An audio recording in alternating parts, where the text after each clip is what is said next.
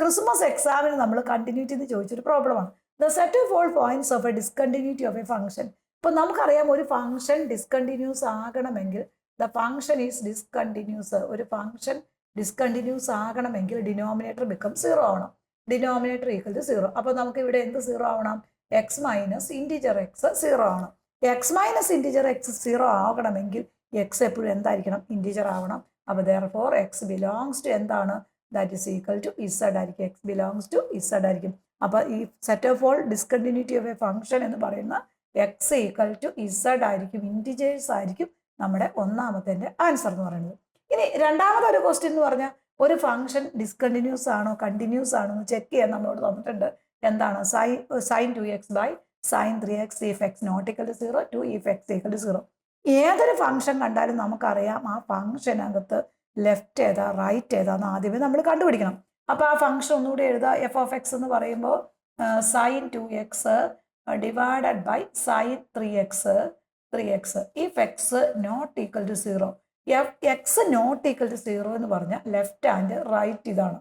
എക്സിന്റെ value equal to അല്ല എന്ന് പറഞ്ഞാൽ അത് ലെഫ്റ്റിലോട്ട് പോകുന്നതിനും ഈ ഫംഗ്ഷൻ തന്നെയാണ്, റൈറ്റിലോട്ട് പോകുന്നതിനും ഈ ഫംഗ്ഷൻ തന്നെയാണ്.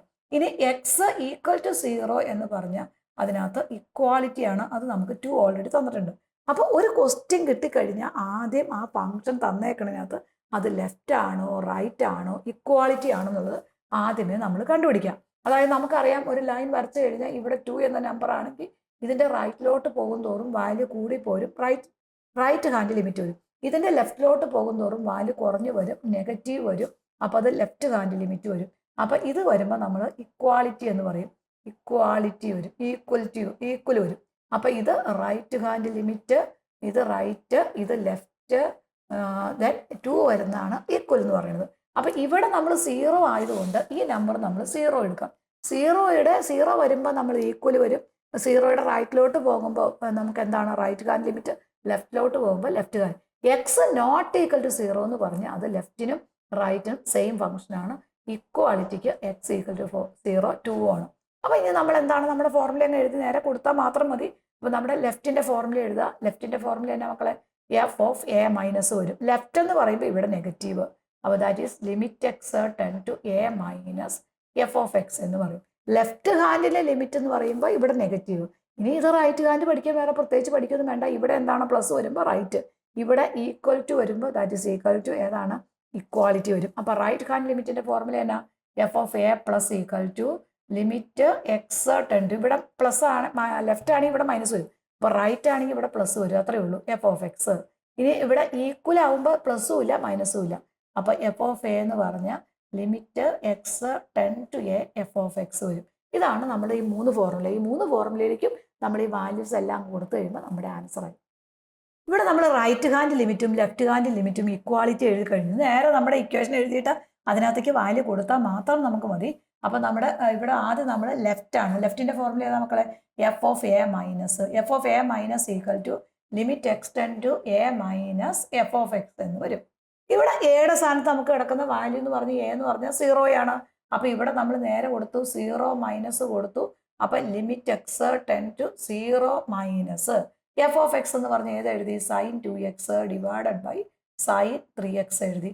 ഇവിടെ നമുക്കറിയാം ട്രിഗണോമെട്രിക് ലിമിറ്റ് ആണെങ്കിൽ ഇവിടെ വരുന്ന കോൺസ്റ്റന്റ് ആണ് നമ്മുടെ ആൻസർ. അത് പ്രത്യേകിച്ച് നമ്മൾ ചെയ്യേണ്ട ആവശ്യമൊന്നുമില്ല. ഇവിടെ വരുന്ന കോൺസ്റ്റന്റ് അങ്ങ് എഴുതിയാൽ മതി.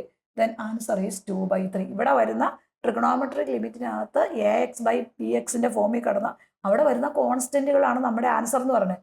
അപ്പൊ limit X tends to 0 minus sine 2x by sine 3x എന്ന് പറഞ്ഞാൽ നേരെ നമുക്ക് 2/3 എഴുതാം. വേണമെങ്കിൽ അതൊന്ന് ചെയ്ത് നമുക്ക് കാണിക്കാം. Limit X tends to 0 sine 2x divided by sine 3x എന്ന് പറഞ്ഞാൽ അത് നമ്മൾ സമയമൊക്കെ ഉണ്ടെങ്കിൽ നിങ്ങൾ ചെയ്ത് കാണിച്ചാൽ മതി. Limit X tends to 0 sine 2x ഇതിനെ 1 ആക്കണമെങ്കിൽ നമുക്ക് 2x വേണം. അപ്പൊ ഇൻറ്റു 2x ഇവിടെ ചേർക്കും.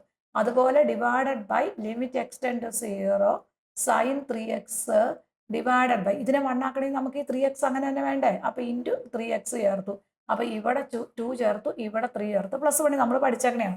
ഈ ഒരു സ്റ്റെപ്പിന്റെ ഒന്നും ആവശ്യമില്ല. ഇവിടെ ഇത് ഓൾറെഡി 1 ആയി, ഇത് ഓൾറെഡി 1 ആയി. അപ്പൊ 1 × 2 ഡിവൈഡഡ് ബൈ 1 × 3 ആൻസർ ഈസ് 2/3 വരുന്നു. കണ്ടോ? ആ 2/3 എവിടെ കിട്ടിയേക്കണേ?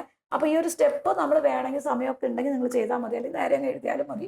നമ്മുടെ ആൻസർ ആയി. ഇനി ഇതുപോലെ നമ്മൾ റൈറ്റ് ഹാൻഡ് ലിമിറ്റ് എടുക്കണം. എഫ് ഓഫ് എ പ്ലസ് അപ്പോൾ ആ ഫോർമുലയ്ക്ക് യാതൊരു മാറ്റവും ഇല്ല.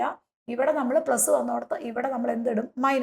മൈനസ് ആണ് ലെഫ്റ്റിന് കൊടുത്ത്, അപ്പോൾ ഇവിടെ റൈറ്റ് ആകുമ്പോൾ പ്ലസ് കൊടുക്കുക, അത്രയേ ഉള്ളൂ.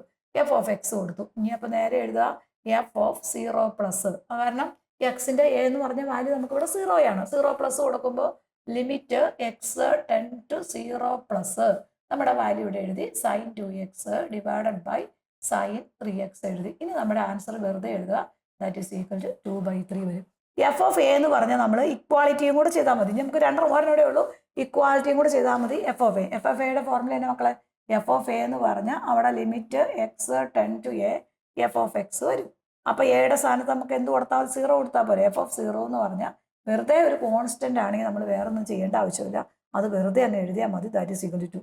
അപ്പോൾ ഇവിടെ നോക്കരുത്, ഇത് രണ്ടെണ്ണം 2/3, ഇത് ഒരെണ്ണം 2 ആണ് നമുക്ക് കിട്ടിയണേ. അപ്പോൾ നമ്മൾ എഴുതണം എഫ് ഓഫ് 0 പ്ലസും എഫ് ഓഫ് 0 മൈനസും ഈക്വൽ ആണ്.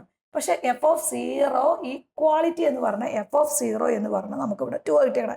അപ്പോൾ therefore the function is discontinuous ആയിരിക്കും. ആ ഫംഗ്ഷൻ എന്തായിരിക്കും? ഡിസ്കണ്ടിന്യൂസ് ആണ് നമുക്ക് പറയാൻ പറ്റും.